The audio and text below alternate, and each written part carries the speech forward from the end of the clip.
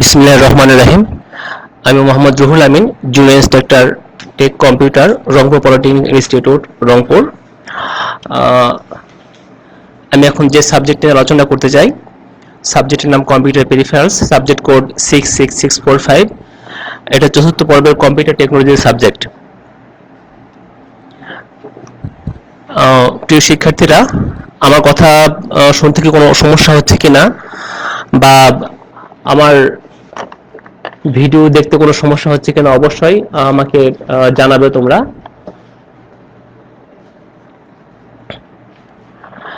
তো এখন আমি যে বিষয়টা নিয়ে আলোচনা করব, বিষয়টার নাম, অধ্যায়টা কম্পিউটার পেরিফেরালস সাবজেক্টের দ্বিতীয় অধ্যায়, অধ্যায়ের নাম সিরিয়াল ইন্টারফেস। এই ক্লাস শেষে আমরা যা জানতে পারবো তা হলো ইন্টারফেসিং, সিরিয়াল ইন্টারফেসিং কি, সিরিয়াল ইন্টারফেসিং এর প্রয়োজনীয়তা কি, সিরিয়াল ইন্টারফেসিং এর প্রকারভেদ, সিনক্রোনাস সিরিয়াল ইন্টারফেসিং বলতে কি বোঝায়, ব্লক ডায়াগ্রাম সহ সিনক্রোনাস সিরিয়াল ইন্টারফেসিং এর বর্ণনা, কার্যপ্রণালী,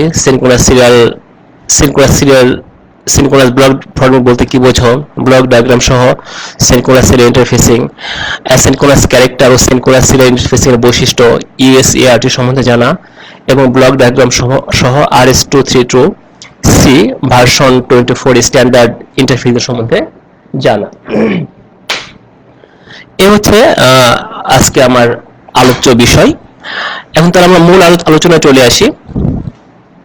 সিরিয়াল ইন্টারফেসিং, যে ইন্টারফেসিং পদ্ধতিতে দুইটি ডিভাইসের মধ্যে সিরিয়ালি, দ্যাট মিনস এক বিট করে ডাটা আদান প্রদান হয়ে থাকে, তাকে বলা হয় serial interfacing.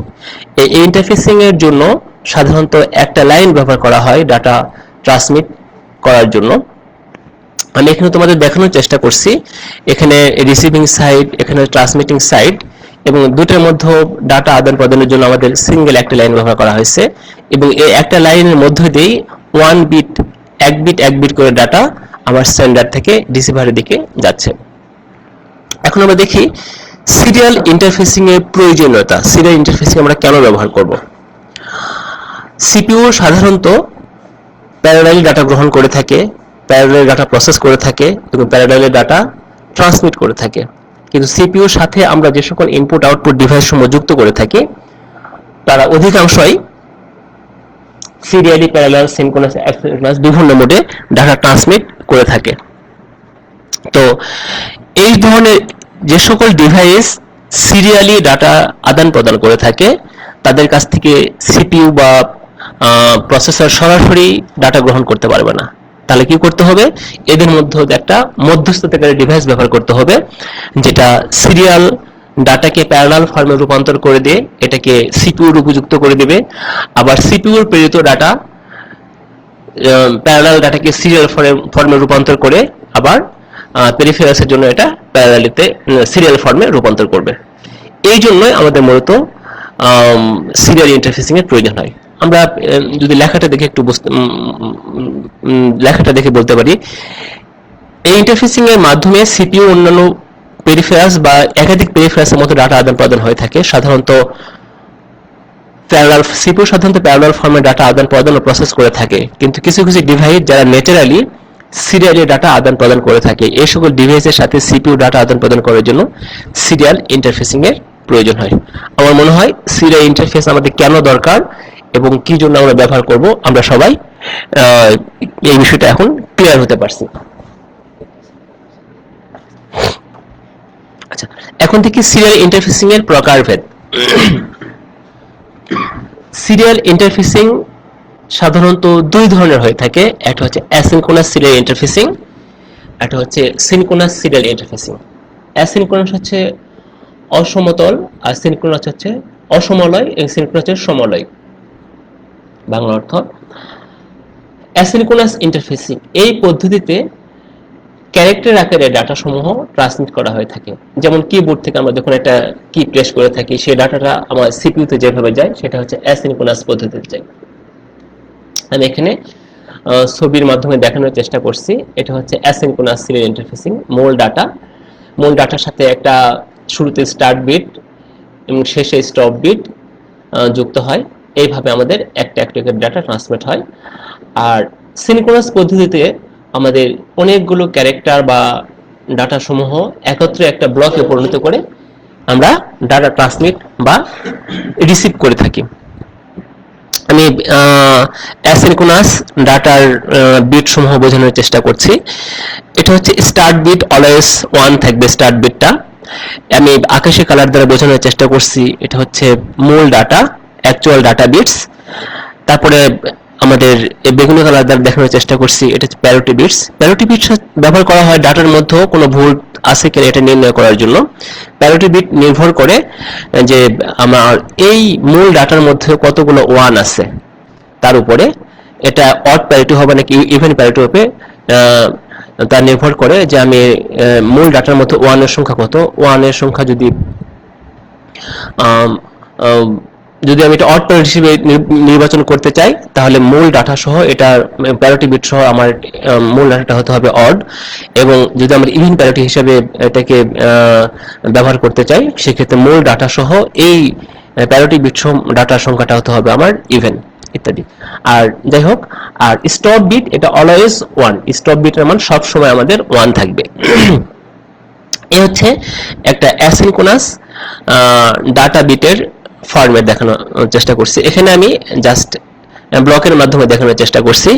Start bit always low, data bit 0 to 7 হবে এটা, অথবা 1 to 8 হবে। Parity bit can be odd or even, stop bit always high.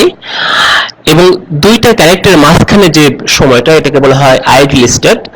এই স্টেটের মানটা আমাদের সাধারণত 1 হয়, যাকে বলা হয় মার্ক 1 বলা হয়ে থাকে আর কি। তো প্রিয় শিক্ষার্থীরা, আমার মনে হয় অ্যাসিনক্রোনাস ইন্টারফেসিং তোমরা ক্লিয়ার বা ভালোভাবে বুঝতে পারছো। এখানে এই হচ্ছে আমাদের অ্যাসিনক্রোনাস মোডে ডাটা ট্রান্সমিশন পদ্ধতি। এখন দেখি ব্লক ডায়াগ্রাম সহ asynchronous serial interface. Asynchronous serial ইন্টারফেসটা কিভাবে ডাটা আদান প্রদান করে সেটা আমরা একটা ব্লক ডায়াগ্রামের মাধ্যমে দেখি। প্রিয় শিক্ষার্থী, তোমাদের একটু বলে রাখি, যদিও এই ব্লক ডায়াগ্রাম সহ অ্যাসিনক্রোনাস সিরিয়াল ইন্টারফেস বা সিনক্রোনাস সিরিয়াল ইন্টারফেস আমাদের শেষের দিকে আছে, আমি এটা শুরুতে আলোচনা করছি এই কারণে যাতে করে তোমরা এরপরে যে আমাদের ইউএসইআরটি বা ইউএআরটি আছে এই বিষয় সম্বন্ধে তোমরা এই দুটো টপিকস ভালোভাবে বুঝতে পারো। কারণ ওই টপিকস এর মধ্যে আমাদের এখানে control register, status register, control logic এই অংশগুলো আছে, যাতে করে আমরা তখন আমরা এই অংশটা ভালোভাবে বুঝতে পারি। তো যাই হোক, এখন আমরা অ্যাসিনক্রোনাস সিরিয়াল ইন্টারফেসে ব্লক ডায়াগ্রামে যে সকল রেজিস্টার ব্যবহার করা আছে সেগুলো সম্বন্ধে একটু পরিচিত হয়ে নেই। ডাটা বাফার রেজিস্টার, দুইটা ডাটা বাফার রেজিস্টার আছে, একটা হচ্ছে ট্রান্সমিটিং ডাটা বাফার রেজিস্টার, একটা হচ্ছে receiving data buffer register. Status register, status register এটা সাধারণত ইন্টারফেস ইউনিটের বর্তমান অবস্থা বা এর সাথে সংযুক্ত যে পেরিফেরালস ইনপুট আউটপুট ডিভাইসগুলো আছে এসবের অবস্থাগুলা সিপিইউ কে অবগত করে। কন্ট্রোল রেজিস্টার, কন্ট্রোল রেজিস্টার সাধারণত সিপিইউ থেকে একটা কন্ট্রোল ওয়ার্ড দিয়ে থাকে। কন্ট্রোল রেজিস্টারটা 16 বিটের হয়ে থাকে। এখানে দুইটা কন্ট্রোল ওয়ার্ড ব্যবহার করা হয়ে থাকে। একটি হচ্ছে প্রথম বাইটটিকে বলা হয় মোড ইনস্ট্রাকশন, দ্বিতীয় বাইটটিকে বলা হয় কমান্ড ইনস্ট্রাকশন। এটা ব্যবহৃত করা হয়ে থাকে সিপিইউ যখন কোনো অপারেশন চালাতে চায় সেই সময় আমার এই ইন্টারফেস ইউনিটটাকে অ্যাক্টিভ, প্রিপেয়ার্ড বা পেরিফেরালস ইউনিটটাকে অ্যাক্টিভ করার জন্য বিভিন্ন ধরনের কন্ট্রোল ওয়ার্ড পাঠিয়ে দেয়। কন্ট্রোল লজিক, কন্ট্রোল লজিকের কাজ হচ্ছে আমার এই ইন্টারফেস সার্কিটে যে সকল রেজিস্টারগুলো ব্যবহার করা আছে এদেরকে পর্যবেক্ষণ করা এবং কোথাও কোনো প্রবলেম হলে তা স্ট্যাটাস রেজিস্টারের মাধ্যমে সিপিইউ কে অবগত করা। এই হচ্ছে। তারপরে আছে শিফট রেজিস্টার। এখানে ট্রান্সমিটিং অংশে এবং রিসিভিং অংশে দুইটা শিফট রেজিস্টার ব্যবহার করা আছে। ট্রান্সমিটিং অংশে যে শিফট রেজিস্টারটা ব্যবহার করা আছে এটাকে বলা হচ্ছে প্যারালাল ইন, সিরিয়াল আউট, এবং রিসিভিং অংশে যে শিফট রেজিস্টারটা ব্যবহার করা আছে এটা হচ্ছে সিরিয়াল ইন, প্যারালাল আউট। এবং এক্সটার্নাল ক্লক, যেহেতু এটা অ্যাসিনক্রোনাস সিরিয়াল ইন্টারফেস সেক্ষেত্রে ট্রান্সমিটিং এবং রিসিভিং দুইটা অংশে আমাদের ইন্ডিভিজুয়াল আলাদা আলাদা ক্লক পালস ব্যবহার করতে হয়, যা এখানে এক্সটার্নাল ট্রান্সমিটিং ক্লক এবং এক্সটার্নাল রিসিভিং ক্লক হিসেবে দেখানো আছে। তো এখন আমরা তাহলে এটার কার্যক্রমের সম্বন্ধে আমরা একটু অবগত হই। শুরুতে আসি আমরা ট্রান্সমিটিং ডাটা বাফার রেজিস্টার। এই রেজিস্টারটা সিপিইউ থেকে প্রদানকৃত ডাটাকে প্যারালালি এই রেজিস্টার অস্থায়ীভাবে সংরক্ষণ করার পরে এই ডাটাটা যখন প্যারালালি এই ডাটাটা যখন কোনো পেরিফেরালসে পাঠানো হবে, পেরিফেরালসে পাঠানোর পূর্বে এটা সাথে স্টার্ট বিট স্টপ বিট যুক্ত করে একটা parallel in serial out shift রেজিস্টারে দেওয়া হয় এবং পরবর্তীতে এক্সটার্নাল ক্লকের মাধ্যমে এক বিট করে ডাটা এখান থেকে প্যারালালি পেরিফেরালস ইউনিটে পাঠানো হয়ে থাকে। এটা হচ্ছে আমাদের মূলত মানে ট্রান্সমিটিং ডাটা বাফার বা ট্রান্সমিটিং ইউনিটের কাজ। এখন থেকে রিসিভিং ইউনিট স্বাভাবিকভাবে সিরিয়ালি ডাটা গ্রহণ করে থাকে অ্যাসিনক্রোনাস মোডে ডাটাটা গ্রহণ করার পরে এর সাথে যে স্টার্ট বিট স্টপ বিট এবং প্যারিটি বিটগুলো আছে সেটাকে আইডেন্টিফাই করা বা চিহ্নিত করার পরে আমাদের মূল ডাটাটাকে রিসিভিং ডাটা বাফার রেজিস্টারে পাঠানো হয় এবং রিসিভিং ডাটা বাফার রেজিস্টার এই ডাটাটাকে প্রয়োজনীয় প্রসেসিং এর জন্য এটাকে সিপিইউতে পাঠিয়ে দেয়। স্ট্যাটাস রেজিস্টারের কাজ আমরা একটু আগে জেনেছি যে সিপিইউর ইন্টারফেস সার্কিটের এই যে অ্যাসিনক্রোনাস সিরিয়াল ইন্টারফেস সার্কিটের বর্তমান স্ট্যাটাসটা সিপিইউ কে জানানো, সে এখন ব্যস্ত আছে কিনা, সে এখন ডাটা গ্রহণের জন্য রেডি কিনা বা ইত্যাদি, বা আমার এখানকার কোনো রেজিস্টারে কোনো প্রবলেম হলো কিনা বা পেরিফেরালস এর সাথে সংযুক্ত পেরিফেরালসের কোনো সমস্যা হলো কিনা, এই যাবতীয় তথ্যগুলা আমাদের স্ট্যাটাস রেজিস্টারের মাধ্যমে সিপিইউ কে অবগত করা। কন্ট্রোল রেজিস্টার সাধারণত 16 বিটের হয়ে থাকে। এখানে দুইটি কন্ট্রোল ওয়ার্ড 1 বাইট করে দুইটা কন্ট্রোল ওয়ার্ড ব্যবহার করা হয়ে থাকে। প্রথম বাইটটাকে মোড ইনস্ট্রাকশন এবং দ্বিতীয় বাইটটাকে কমান্ড ইনস্ট্রাকশন বলা হয়ে থাকে। তো এই কন্ট্রোল রেজিস্টারের কাজ, কন্ট্রোল রেজিস্টারে সাধারণত সিপিইউ বিভিন্ন ধরনের কন্ট্রোল সিগন্যাল ইন্টারফেস সার্কিটে দিয়ে থাকে যা কমান্ডিং হিসেবে ব্যবহৃত হয়। যেমন সিপিইউ যখন ডাটা পাঠাতে চায় পেরিফেরালসে তখন ইনস্ট্রাকশনটা এরকম হয়, active peripherals I want to send data ইত্যাদি। কন্ট্রোল লজিকের কাজ হচ্ছে যে এই ইন্টারফেস সার্কিটে আমাদের যতগুলা রেজিস্টার ব্যবহার করা আছে, transmitting data buffer register, shift register, status register, এদেরকে পর্যবেক্ষণ করা এবং কোথাও কোনো সমস্যা হলে সেটা স্ট্যাটাস রেজিস্টারের মাধ্যমে সিপিইউ কে অবগত করা। প্রিয় শিক্ষার্থীরা, আমার মনে হয় আমার এটুকু বক্তব্যেই আমরা একটা অ্যাসিনক্রোনাস সিরিয়াল ইন্টারফেস কিভাবে কাজ করে সে সম্বন্ধে আমরা অবগত হয়েছি। এরপর আমরা দেখি অ্যাসিনক্রোনাস সিরিয়াল ইন্টারফেসের বৈশিষ্ট্য। এটা আমার আলোচনাতেই তোমরা এখানে এর বৈশিষ্ট্যগুলো পেয়ে যাবে, যদিও এটা নতুন করে আলোচনা করার দরকার নেই। তারপর আমি তোমাদের দেখানোর চেষ্টা করছি। যেমন start bit stop bit parity বিটের প্রয়োজন হয়, লোকাল বাফারের প্রয়োজন হয়, ধীর গতি ইন্টারফেস, প্রতিটি ক্যারেক্টারের জন্য অসম তলে সিরিয়ালি ট্রান্সমিটিং বা রিসিভ করা হয়, কর্মদক্ষতা অপেক্ষাকৃত কম। এসব হচ্ছে আমাদের অ্যাসিনক্রোনাস সিরিয়াল ইন্টারফেসের বৈশিষ্ট্য। এটা সুবিধা, লোকাল বাফারের প্রয়োজন নেই, ট্রান্সমিটিং খরচ কম, সার্কিট অপেক্ষাকৃত সহজ, স্বাধীনভাবে একটার পর একটা ডাটা স্থানান্তরিত হয়। অসুবিধা হচ্ছে ডাটা ট্রান্সমিশন এফিসিয়েন্সি কম, ট্রান্সমিশনের ডাটার ভুল নির্ণয় করা কষ্টকর, ধীর গতি transmission, start bit stop bit parity বিটের প্রয়োজন হয় ইত্যাদি। যাই হোক, এগুলো তোমরা বাসায় দেখে নেবে, এখানে নতুন করে বোঝানোর কিছু নেই। এখন আমরা দেখি সিনক্রোনাস সিরিয়াল ইন্টারফেস। সিনক্রোনাস এই পদ্ধতিতে একগুচ্ছ ডাটাকে ব্লক আকারে ট্রান্সমিট করা হয়, যেমন ইমেল বা কম্পিউটার টু কম্পিউটার কমিউনিকেশন হচ্ছে সিনক্রোনাস সিরিয়াল ইন্টারফেস। এই পদ্ধতিতে ট্রান্সমিটার এবং রিসিভারের মধ্যে আমাদের একটা কমন ক্লক ব্যবহার করা হয়ে থাকে এবং ট্রান্সমিটার থেকে রিসিভারে ডাটা যাওয়ার জন্য আমাদের সিঙ্গেল লাইন ব্যবহার করা হয়ে থাকে। তাহলে ট্রান্সমিটার থেকে রিসিভারে আমাদের মোট দুটো লাইন ব্যবহার করা হচ্ছে, একটা ক্লকের জন্য এবং একটা ডাটা সেন্ড করার জন্য। এখানে দেখানো আছে যে ট্রান্সমিটার অংশটা প্যারালালে ডাটা গ্রহণ করে এটা সিরিয়াল ফর্মে রূপান্তর করে, দ্যাট মিন্স এটা হচ্ছে parallel in serial out shift register. একটা ক্লকের মাধ্যমে ট্রান্সমিটার ডাটাটাকে সেন্ড করছে এবং একই সময় রিসিভার একই ক্লকে ডাটাটাকে রিসিভ করছে। এই আর এই হচ্ছে অ্যাসিনক্রোনাস ডাটা ট্রান্সমিশনের মানে মূল নীতি। অ্যাসিনক্রোনাস ডাটা ট্রান্সমিশনের ক্ষেত্রে ডাটা ব্লকের স্টার্টিং বোঝাতে, অ্যাসিনক্রোনাস ডাটা ট্রান্সমিশনের ক্ষেত্রে যেহেতু ডাটা ব্লক আকারে ট্রান্সমিট হয়ে থাকে, সেক্ষেত্রে ডাটা ব্লকের স্টার্টিং বোঝাতে স্পেশাল সিনক্রোনাইজিং বিট সিকোয়েন্স ব্যবহার করা হয়ে থাকে, যাতে কমপক্ষে 4 থেকে 5টি সিনক্রোনাইজ ক্যারেক্টার থাকে। আর এই ক্যারেক্টারের সংখ্যা 4 থেকে 5টি ব্যবহার না করে একটি ব্যবহার করলে ডাটা ট্রান্সমিশনের সময় সিঙ্গেল বিট এরর দেখা দিতে পারে, অথবা ডাটা স্ট্রিমের স্টার্টিং বিট ডিটেক্ট করা কষ্টকর হতে পারে। আমি এখানে দেখানোর চেষ্টা করছি যে এই শুরুতে আমি 4টা সিনক্রোনাইজিং বিট ব্যবহার করছি এবং তারপরে আমরা প্রত্যেকটা একটা 8 বিট করে ক্যারেক্টার এখানে দেখানো, প্রত্যেক ঘরে একটা করে 8 বিট ক্যারেক্টার দেখানো আছে। যদি এই ব্লক ডায়াগ্রামটা তোমরা একটু লক্ষ্য করো, আমি জাস্ট একটা বাইট দেখানোর চেষ্টা করছি।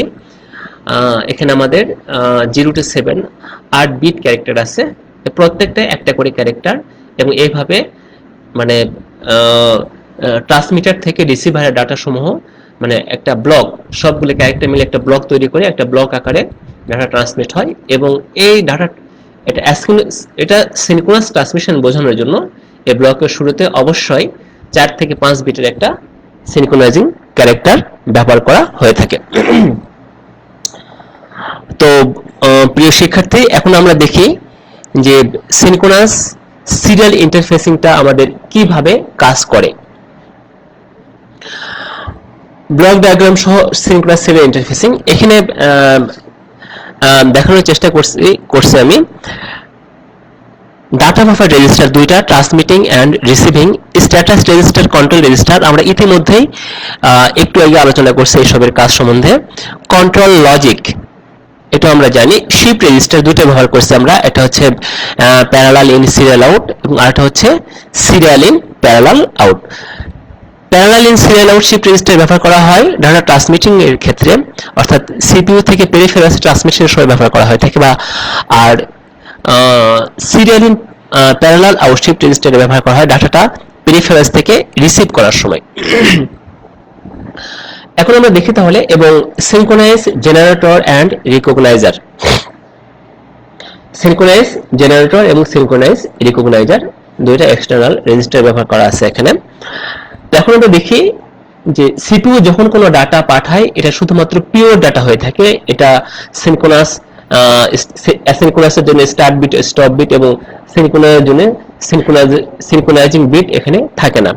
এই জন্য ট্রান্সমিটিং সিপিইউ থেকে মূল ডাটাটা প্রথমে ট্রান্সমিটিং ডাটা বাফার রেজিস্টারে এসে জমা হয়, সেখান থেকে সিনক্রোনাইজ জেনারেটরের মাধ্যমে 4 থেকে 5টি ক্যারেক্টারের একটা ব্লক এর ডাটার সাথে যুক্ত হয়ে আমাদের parallel in serial out shift রেজিস্টারে এসে শিফট রেজিস্টারের মাধ্যমে ডাটা সমূহ সিরিয়ালি ক্লকের মাধ্যমে এক বিট করে আমাদের পেরিফেরালসে ট্রান্সমিট হয়ে থাকে। আবার যখন রিসিভিং ডাটা রিসিভ করা হয়ে থাকে, তখন রিসিভিং সিরিয়াল ডাটার মাধ্যমে মূল ডাটা বলতে সমস্ত ডাটা আমাদের শিফট রেজিস্টারে এসে এক বিট করে আসে, এখানে জমা হয়। এর সাথে অবশ্যই আমাদের সিনক্রোনাইজিং ব্লক এসেও জমা হয়। মোট ডাটার মধ্যে পার্থক্য হচ্ছে মোট ডাটার মধ্যে আমাদের অবশ্যই সিনক্রোনাইজিং ব্লক থাকবে, আর মূল ডাটার মধ্যে কোনো ব্লক থাকবে না। এই মোট ডাটা থেকে সিনক্রোনাইজিং রিকগনাইজারের মাধ্যমে আমরা সিনক্রোনাইজ ক্যারেক্টার সমূহ আইডেন্টিফাই করে, চিহ্নিত করে বা বাদ দিয়ে শুধুমাত্র মূল ডাটাটাকে রিসিভিং ডাটা বাফার রেজিস্টারে পাঠিয়ে দেই। পরে রিসিভিং ডাটা বাফার রেজিস্টার এটাকে প্যারালালি সিপিইউতে পাঠিয়ে দেই। এখানে যদিও আমি স্ট্যাটাস রেজিস্টার, কন্ট্রোল লজিকের কাজ ইতিমধ্যে আলোচনা করছি, তারপর আবারও বলছি যে স্ট্যাটাস রেজিস্টারের কাজ হচ্ছে মানে আমার ইন্টারফেস সার্কিট বা পেরিফেরাল সার্কিট এর বর্তমান অবস্থাটা, এটা সাধারণত ইন্টারফেস সার্কিট নিজেই কন্ট্রোল ওয়ার্ড তৈরি করে বা পেরিফেরালস কর্তৃক তৈরিকৃত কন্ট্রোল ওয়ার্ড স্ট্যাটাস রেজিস্টারের মাধ্যমে সিপিইউ কে অবগত করা হয়, যার মাধ্যমে বলে দেওয়া হয় যে আমার এই ইন্টারফেস সার্কিটের বর্তমান অবস্থাটা কি রকম। কন্ট্রোল রেজিস্টারটা সিপিইউ থেকে তৈরিকৃত বিভিন্ন ধরনের কন্ট্রোল বিট ধারণ করে এই ইন্টারফেস সার্কিটকে তার কার্যগুলির সম্বন্ধে অবগত করে। যেমন সিপিইউ যখন ডাটা পাঠাতে চায় বা ডাটা গ্রহণ করতে চায়, যে আমি এখন ডাটা গ্রহণ করতে চাই বা আমি এখন ডাটা সেন্ড করতে চাই, এই জন্য পেরিফেরালসকে অ্যাক্টিভ রাখার কথা বলা হয়ে থাকে। কন্ট্রোলের দিকের কাজ, এই ইন্টারফেস সার্কিটে আমাদের যতগুলো রেজিস্টার ব্যবহার করা আছে প্রত্যেক রেজিস্টারকে পর্যবেক্ষণ করা, অর্থাৎ কোথাও কোনো সমস্যা হলে এটা স্ট্যাটাস রেজিস্টারের মাধ্যমে সিপিইউ কে জানানো হয়। আমি এখানে উল্লেখ করা দরকার যে স্ট্যাটাস রেজিস্টার, কন্ট্রোল রেজিস্টার এবং কন্ট্রোল লজিক এ যাবতীয় ফাংশন সমূহ সিপিইউ ডাটাবেসের মাধ্যমে সিপিইউ কে অবগত করানো হয়ে থাকে। এই হচ্ছে আমাদের একটা ব্লক ডায়াগ্রাম সহ সিনক্রোনাস সিরিয়াল ইন্টারফেসিং এর কার্যপ্রণালী আমরা অবগত হলাম।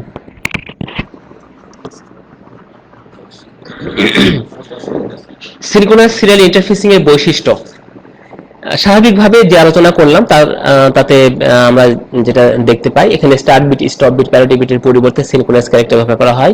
লোকাল বাফারের প্রয়োজন হয় না। দ্রুতগতি ইন্টারফেসিং এই পদ্ধতিতে ব্লক আকারে ডাটা ট্রান্সমিট বা রিসিভ করা হয়ে থাকে।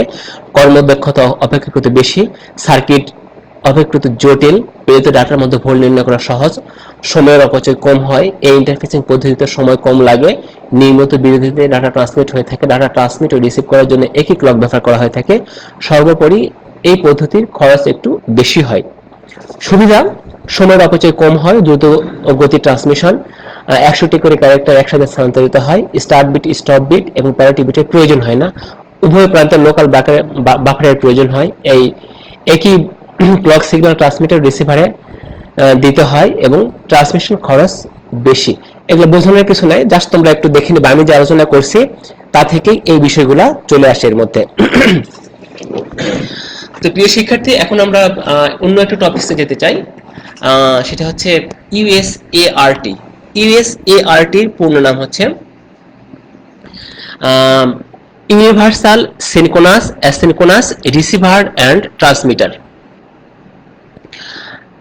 ইউনিভার্সাল মানে সার্বজনীন, যেটা সবার জন্য প্রযোজ্য।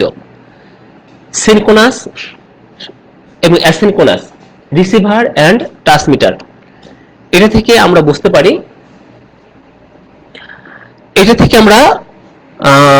পারি, যে এটা এমন একটা সার্কিট যেখানে সকল ধরনের সিনক্রোনাস এবং অ্যাসিনক্রোনাস উভয় মোডে এখানে ডাটা ট্রান্সমিট এবং রিসিভ হবে। এবং এটাকে বলা হয়, এটাকে এখানে প্রোগ্রামেবল ইন্টারফেস সার্কিটও বলা হয়ে থাকে, কারণ এর এক্সটার্নাল রেজিস্টারে প্রোগ্রাম লিখে সিরিয়াল ইনপুট আউটপুট ডিভাইসের জন্য এর ফাংশন স্পেসিফিকেশন নির্ণয় করা যায়। এটা হচ্ছে আমাদের একটা ইউএসএআরটি এর ব্লক ডায়াগ্রাম। এটা হচ্ছে একটা LSI chip, large scale integration chip. এর আইসি নাম্বার হচ্ছে 8521A। ইউএসএআরটি এর মোট ফাংশনকে মোট 5টা অংশে ভাগ করা হয়েছে। প্রথমটা হচ্ছে ডাটা বাফার সেকশন, দ্বিতীয়টা হচ্ছে রিড রাইট কন্ট্রোল লজিক, 3 নাম্বারটা হচ্ছে ট্রান্সমিশন সেকশন, 4 নাম্বার হচ্ছে রিসিভিং সেকশন এবং 5 নাম্বারটা হচ্ছে মডেম কন্ট্রোল। মূল আলোচনায় বা এর কার্য পদ্ধতিতে যাওয়ার আগে আমরা এই যে বিভিন্ন ধরনের কন্ট্রোল সিগন্যাল ব্যবহার করা আছে, এই কন্ট্রোল সিগন্যাল সম্বন্ধে বা কোনটার কি নাম, কোনটা কি কাজ, এ সম্বন্ধে আমরা একটু অবগত হয়ে নিই, যাতে করে আমাদের আলোচনাটা বুঝতে সুবিধা হবে। এখানে ডাটা বাস বাফারের সাথে D7 থেকে D0 8 বিট ডাটা বাস, 8 বিটের ডাটা বাস ব্যবহার করা আছে, যেটা সিপিইউর সাথে সরাসরি সংযুক্ত। C/D bar read write control data, data read হবে নাকি রাইট হবে এটার মাধ্যমে সেটা কন্ট্রোল করা হয়ে থাকে। এটা হচ্ছে RD read control data, write WR write control data, CS chip selector বা chip enable, transmitting clock transmitting data, receiving clock receiving data, receiving ready RDY from CPU, অর্থাৎ সিপিইউ থেকে ফর সিপিইউ, অর্থাৎ receiving section থেকে যখন data CPU তে যাবে তখন এটা রেডি বা অ্যাক্টিভ থাকে। ট্রান্সমিটার রেডি, সিপিইউ যখন কোনো ডাটা পেরিফেরালসে পাঠাবে তখন ফ্রম সিপিইউ তে যখন কোনো ডাটা পেরিফেরালসে পাঠাবে তখন ট্রান্সমিটার রেডি থাকতে হয়। এছাড়া ডিএসআর, ডিটিআর, আরটিএস এবং সিটিএস এই চারটা অংশ ব্যবহার করা হয় আমাদের মডেম কন্ট্রোলে। এছাড়া সিনক্রোনাস ডিটেক্ট অর ব্রেকের জন্য আমরা এই সিগন্যালটা ব্যবহার করে থাকি। এবং terminal MT, transmitter terminal MT বোঝাতে আমরা টি গুণন ই বা টি গুণন ইএমটি ব্যবহার করে থাকি। এখন আমরা এই সার্কিটটাকে আর একটু বড় করে ব্যাখ্যা করি। বড় করলে দেখতে পাই যে প্রত্যেকটা সেকশনের মধ্যে আমাদের কি থাকে, আমাদের কন্ট্রোল রেজিস্টার থাকে এবং স্ট্যাটাস রেজিস্টার থাকে, যা এখানে দেখানো এই মডিউলে দেখানো হয় নাই। এবং আমরা ট্রান্সমিটিং ডাটা বাফার রেজিস্টার এবং রিসিভিং ডাটা বাফার রেজিস্টারটাকে আমরা দুই ভাগে ভাগ করে আউটপুট রেজিস্টার এখানে দেখানোর চেষ্টা করছি। এখন তাহলে দেখি, রিড রাইট কন্ট্রোল লজিকে 6টি ইনপুট সিগন্যাল আছে, reset, clock, C oblique D bar, RD, WR এবং চিপ সিলেক্টর। ঠিক আছে, এসব সম্বন্ধে আমরা জানি। সি অবলিক ডি বার হচ্ছে রিড রাইট কন্ট্রোল লজিক, এটা হচ্ছে data read data control, right data control এবং চিপ সিলেক্টর। এই 6টা অংশ নিয়ে গঠিত এই সেকশনের অন্তর্ভুক্ত।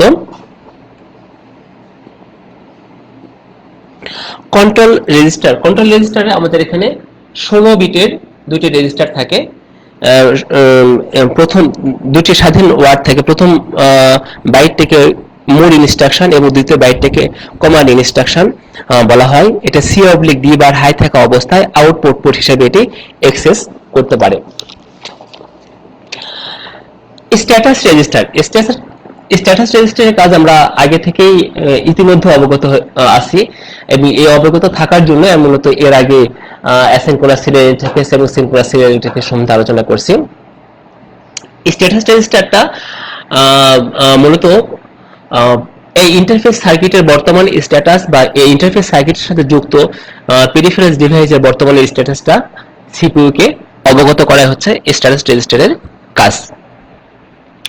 ডাটা বাস বাফার, সিপিইউ থেকে এই ইন্টারফেসে ডাটা আসার জন্য সিপিইউর সাথে এখানে 8 বিট এর একটা ডাটা বাস লাইন আছে, যা সিপিইউ থেকে ডাটা আদান প্রদান করার কাজে এটা ব্যবহার করা হয় থাকে। এবং এই ডাটা বাস বাফারের সাথে ট্রান্সমিটিং ডাটা বাফার রেজিস্টার এবং রিসিভিং ডাটা বাফার রেজিস্টার সরাসরি যুক্ত থাকে। এটা হচ্ছে ইন্টারনাল বাস।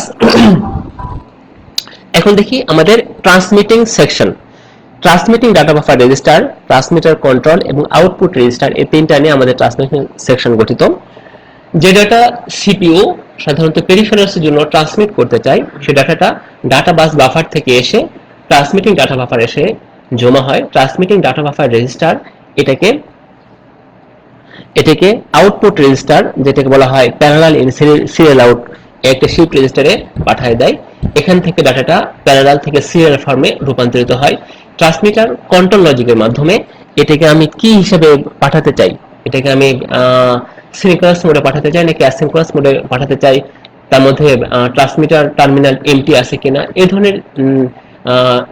এই ধরনের স্ট্যাটাস চেক করার পরে আউটপুট রেজিস্টার এর মাধ্যমে এই ডাটাটা পেরিফেরালসে চলে যায়।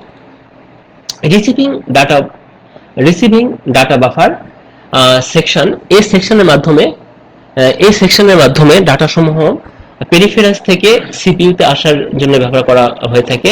এখানে রিসিভিং ডাটা, এখানে একটা serial in parallel out shift রেজিস্টারের মাধ্যমে ডাটাটাকে রিসিভ করা হয়ে থাকে। তারপর রিসিভিং ডাটা বাফার রেজিস্টারের মাধ্যমে এটা সিপিইউ তে যায় এবং রিসিভিং ডাটা বাফারের কন্ট্রোলারের মাধ্যমে এটা যদি সিনক্রোনাস হয়ে থাকে সেক্ষেত্রে সিনক্রোনাস ব্লক, এবং এটা যদি অ্যাসিনক্রোনাস হয়ে থাকে সেক্ষেত্রে অ্যাসিনক্রোনাস ব্লকটাকে বাদ দিয়ে মূল ডাটাকে আমরা পরবর্তী প্রসেসিং এর জন্য সিপিইউ তে পাঠিয়ে দেই। এই হচ্ছে মূলত আমাদের ইউএসএআরটি এর কাজ বা ইউএসএআরটি এর কার্যপ্রণালী। ডাটাবাস বাফারের মাধ্যমে কন্ট্রোল ওয়ার্ড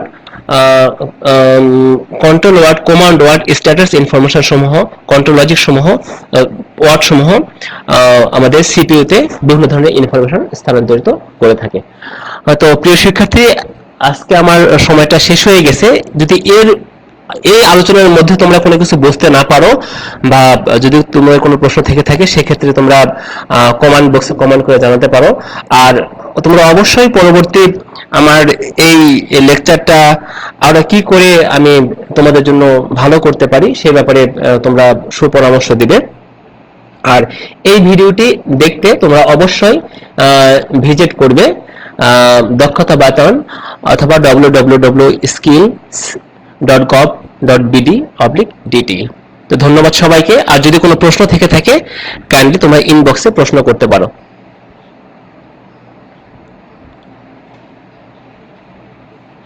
আমি ইনবক্স দেখার চেষ্টা করছি।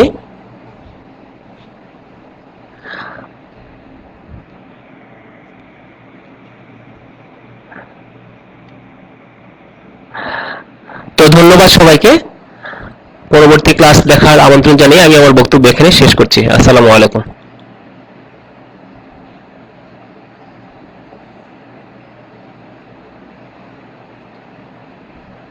In life, if you need this video now.